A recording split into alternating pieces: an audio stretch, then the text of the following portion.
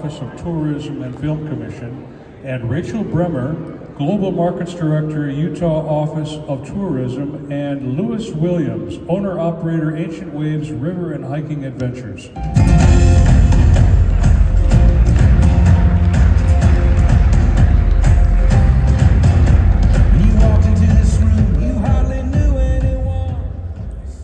Hello everybody.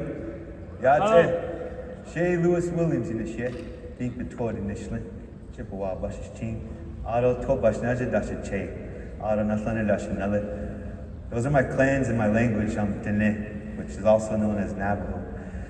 So I want to start out with giving a statement to acknowledge the people that lived here long ago. So this statement is to acknowledge that Ojibwe, Ottawa, Potawatomi, Miami, Menominee, Sauk, Fox, Kickapoo, Illinois, Winnebago. So I just wanted to share that with y'all, and just thanks for us gathering in the ancestral lands of these people, and thank you everybody.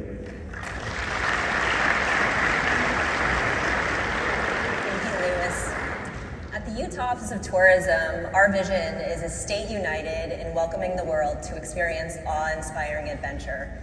From our snow-peaked mountains, home of the greatest snow on earth, to the Red Rock monoliths and our mighty 5 national parks, this is truly what leans into welcoming you into our state. Our communities, our businesses, and Utahns welcome you internationally. Generational changes are happening within our state, and only it is elevating our overall vision and our mission to ensure that we're a highly desirable and sought after state and destination for the international visitor. It's an intersection of art, creativity, culture, sport, outdoor recreation, and the soul awakening adventure and landscapes that exist throughout our areas.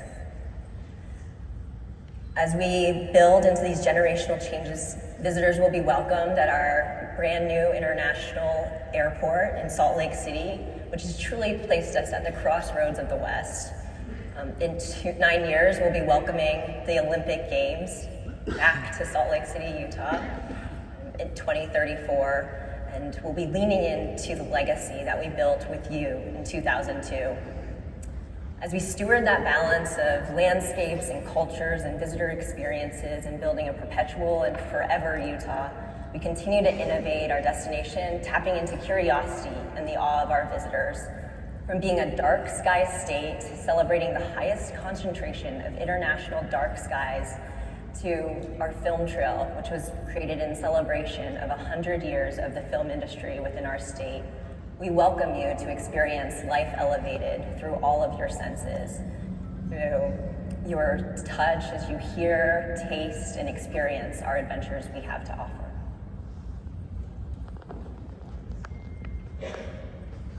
Thank you, Natalie. Welcoming visitors to Utah starts with the Salt Lake City International Airport. As Natalie mentioned, we're so excited for this airport rebuild, a true 21st century hub airport in North America, which we know we needed. The final phase of the airport rebuild will end in fall of 26 with 94 new gates opening, allowing for access for more global connections, direct flights, non-stops to the rest of the world. And we're so excited to announce that on June 12th, the Delta Salt Lake City to Incheon, South Korea direct flight launched right before we came here. This is our non-stop flight to Incheon as a transit and connector airport to so many other destinations in Asia. This flight will make it so that 80% of the world's population is one stop away from Salt Lake City. Utah's love affair with winter sports has been traced back about a century. But in 2002, we hosted the Winter Olympics and Paralympics in Salt Lake City. And as Natalie mentioned, we are so excited to host the Winter Olympics and Paralympics in Salt Lake and Utah again in 2034. Known as the greatest snow on earth for its world-class terrain, unparalleled accessibility, Olympians around the world have skied, slalom, snowboarded, and skated their way to the gold, surrounded by our snow-capped peaks. In fact, 35% of Team Olympians have a connection to Utah. Either they've been educated in Utah, they train in Utah, or they live in Utah. Our Olympic spirit lives on. And we're poised to capitalize on the growing winter sports opportunities with the greatest snow on earth, with the evolution of the Deer Valley Ski Resort in Park City. The phased opening of new terrain at the resort includes 16 new chairlifts, 135 ski runs, and 4 new mountain peaks. This will make Deer Valley one of the largest ski resorts in North America. In fact, there's a lot of new product and happenings happening around the state of Utah. In 2027, the Latter-day Saints Salt Lake Temple will host an open house celebration. The temple, which is typically not open to the public, will open from April to October for an open house for the rest of the world. This beautiful building will help tell the story of the culture and the history of Utah while visiting Salt Lake City. And the volunteers on Temple Square speak nearly every language. So as visitors come through, they'll be welcomed in their own language. Another key development is our film trail. Last year we highlighted 100 years of film and TV celebrated in Utah, and now we're creating an opportunity for visitors to explore film through film trail markers throughout the state. The markers will be scattered in different areas, paying homage to the films or television shows produced at that real-world film set location. We launched our first markers in April this year, and we expect to have 30 markers in the ground by the fall, with more to come after that. We can't wait to see what kind of film tourism adventures are planned around the film trail. Another way that we're encouraging visitors to connect more closely with Utah and our sense of place in personalized ways is through our dark skies. In Utah, we have more certified dark sky parks, places, and communities than anywhere else in the world, with 26 total. We're also home to many excellent glamping properties and other unique hotels that embrace the dark sky experience as part of their product offerings. The ability to experience Utah during the day and during the night is a huge draw for our visitors. Anyone who stared up at the Milky Way and watched a shooting star zip by understands that the experience is what makes you reflect on ourselves as human beings in the universe and take pause in this ever-busy world. This is a critical message that we want to communicate to our visitors. We don't want them just to be wowed by our landscapes and the experiences in them, although they are wowing, but to become steward of the state, to support our local communities and our people. To continue our efforts towards building stewardship for Utah's future, I would like to invite Lewis Williams to come back here to the stand with Ancient Waves to speak about the importance of local guides. His words will ask you to become a part of Utah's story. Thank you.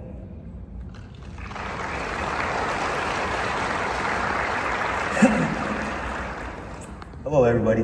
Thank you. Glad to be here. Beautiful images, right? Great place to be. So we invite you guys to come out, and I'm here to share with you the indigenous experience. You know, I'm Dene, and which means Navajo. So back where southeast Utah, you know, we're in ancestral landscapes to people of the Dene, the Ute, the Paiute, the Hopi, the Zuni. So a lot of Pueblo groups out there, and that's what indigenous tourism evolves around: culture and sustainability and just having fun out there and learning about the landscape. So yeah, I'm here today to share a little bit about the Southeast Utah's wonders, and I'll share a little bit about Monument Valley. So this is where I grew up. That language that I spoke earlier is Dene, and I introduced myself how my grandparents taught me. So I told you guys my 4 clans. My first clan is Deer Springs people. My second clan is Chippewa. My third clan is 2 people coming to the water people. My 4th clan is Nathlane, which means Sioux. So I got roots from the Dene, Navajo, and I got roots from back here, Ojibwe. So I'm glad to be here and share a little bit about the awesome highlights of Utah. So yeah, I'm the outfitter and owner of Ancient Waves River and Hiking Adventures. And in the area where we provide tours, you know, we're in an area where there's a lot of elevation change. So in this area is Utah's Canyon Country, and in the background we got one of our guides sharing some good interpretation about petroglyph panels that exist in the area. So we got a lot of remnants of people living in the area dating back to like 7,000 BC. So we connect with history out there and our ancestral people. So in this area, so Ancient Waves, we provide guided tours in the landscapes of the Bears National Monument and along the San Juan River and within the Monument Valley area. So that's Southeast Utah. Very unique place. You know, Utah is very beautiful, but Southeast Utah is very unique in itself. Very awesome because that's where I grew up. So that's what I'm here today to share with you is the positivity of going out with an Indigenous guide, so you get to learn about the landscape and the plants and the wildlife. So Bears National Monument sits above about 9,900 feet above sea level. So we can see afar the neighboring states. You know, we're located in the southeast corner of Utah, so we're near the Four Corners area. So we see all these mountain ranges in the neighboring states. So it's great vantage points. It's a very scenic area. And so again, I want to share why people come from all over the world to see Utah and Southeast Utah and to have that Indigenous experience. You know, there's a lot of guides out there that are knowledgeable and share great stories about the place, but I just want to point out that being with an Indigenous guide is very different. So that's what Southeast Utah is unique for, because we're in a landscape of a lot of Indigenous tribes. So out along the landscapes, we see a lot of ancestral sites, archaeological sites, some of them dating back to this particular site. It's about 800 years ago. So out in the landscape, we also see, we connect with the people. You know, that's what's an Indigenous tour is comprised of, is connecting with the people. And so you're going to hear the language, just like you heard me introduce myself in my native language. That's what you're going to get with an Indigenous guide. So that's what the benefits of going out with the Indigenous guide. So in the region, you know, we're in the Mexican Hat area, the goosenecks. Those are awesome places because actually, how many raise of hands? Who's been to Goosenecks National Park? Awesome, that's pretty good. About 40% of y'all. So that leaves a lot of you guys. Got to come out, you guys. Goosenecks is an awesome place where we get to see the river from about 1,500 feet above the rim. So this is along the river. These people are actually looking up at the rim, and what the advantages of is on being on a river rafting trip. That's what we do too as well. River guiding on the river, the San Juan River. So we get to be along the river and we get to connect with the water, the plants. We see a lot of bighorn sheep. So endangered species out on the landscape. So that's what we get to see out there, and that's what part of tourism is. We're out there taking care of the land. We're taking care of each other. So it's mentally and spiritually uplifting. So that's another positivity of going out with an Indigenous guide. Sorry, guys. So how many have heard of Hovenweep National Monument? So quite a few of y'all, raise your hands. So that's another great place. That's a little city. So Hovenweep is a city that was occupied around 800 BC. Before that, earlier, they 800 AD is when the Pueblo group started to come out. So, oops, sorry, I thought I had more images. So you guys, so I'm gonna talk about the history of the area. And so the history, when we're out there on the landscape, a lot of our guests ask us, where did the people go? Because a lot of these cities are deserted. And we just tell them, we're right here. I'm standing in front of you. So that's what blows people away. You know, people come from all over the world. Some have seen Southeast Utah in movies. Many have seen the movies in black and white. So they don't see the colors that actually were existing. So that's where these colorful regalia, we get to see all that in person. So we invite you guys out to come on out. So a little bit about hearing the language. You know, out there, again, on ancestral lands of many tribes. So Ancient Waves is fortunate to be out there because, you know, as I mentioned, I named some tribes that live in that area. So Ancient Waves has a team of guides who are descendants of those people. So we all can connect with the culture through language. That's very important. So me introducing myself and my 4 clans, that's very important back home. You know, it brings a sense of community and it brings a sense of growth. So that's why my grandparents are actually probably upstairs giving me a high five and giving me a thumbs up, because that's what I was taught, you know, because I want you guys to understand where I'm coming from, and it breaks the ice, really. So that's what being indigenous, and that's what I was taught. So it's really good to be here meeting everybody. It's really part of the cycle, which I'm going to get into here in a little bit. So all along on the landscape, we get to taste the traditional foods as well. You know, out in the landscape, Southeast Utah cuisine, there's a lot of good food out there. So if you're with an indigenous guide, like for us, we cook on the river. We go out for like 10 days at a time. So we're cooking out there. That's where you get to get a taste of, for instance, the Three Sisters. The Three Sisters crops. I don't know if many of you have heard of it, but can anybody say the Three Sisters crops? It's out loud? Nice, I heard them. Awesome. You guys are awesome. Yeah. Yep, you got it. That's great. Awesome. Great. Those are Three Sisters. We get to taste that. You guys get to taste that. So that's what we share with y'all when you come out. And we see the rich cultures of the region. If you come on out, we get to see the structures. And for me, I'm Dene. So my structure is a hogan. So a hogan is a circular building. And it looks like a mound of dirt, but it's really intricate inside. It's really architectural. It's a marvel, actually. It's a story of how the Hajon, and so Hajon is the word of the day, everybody. Hajon, Hozho, Hajon. Hajon is what guides me when I'm out on the landscape. Hajon is what I was taught. So each morning, each direction, east, south, west, and north, they represent an aspect of life. And that's what we do on our daily guided tours. So the east, the sun rises in the east. So when we rise up with the sun, we're taught to rise with the sun. We greet the sun. That's a new beginning. That's an idea. So that's what we're doing today, is we're sharing these ideas. And so if you go to the south, so just imagine a hogan, it's circular. So when we enter a hogan, we enter from the east. So the doors are always facing the east. So the east is behind me. So if I walk in, I go clockwise.